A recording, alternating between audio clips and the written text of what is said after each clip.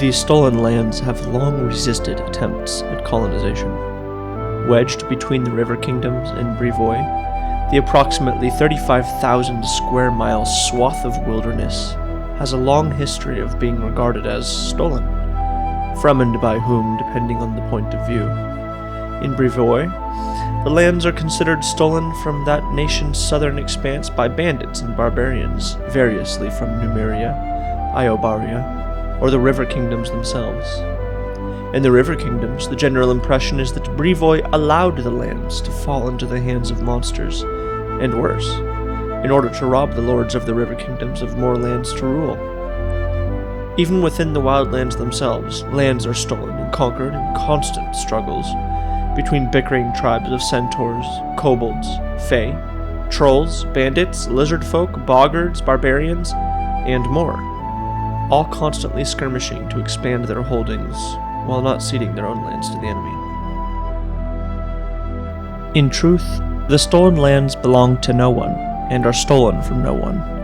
Many have tried to claim them, but the abandoned ruins that dot the swath of wilderness stand as testaments to the difficulty of ruling these savage lands. They have remained wild with a fierce tenacity, a haven for monsters and criminals and dangerous secrets, and as such have posed a menace to their neighboring nations as long as anyone can remember.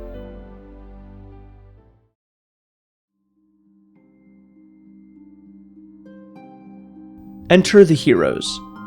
Word has spread that attempts to tame the stolen lands are to be made once more, by means of a charter for exploration and settlement of the region, to be issued by the Aldori's sword lords themselves, masters of Rostland, Brevoy's southernmost state.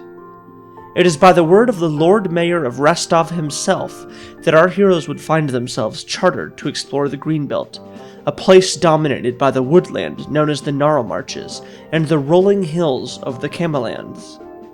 Banditry is rife in the area, and other dangers are rumored to lurk even deeper in the dark beyond the tree lines to the south.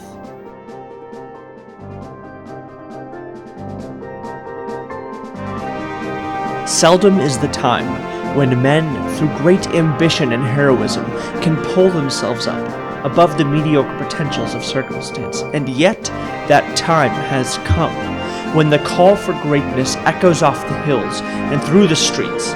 Great men in turn assemble, ready for the task.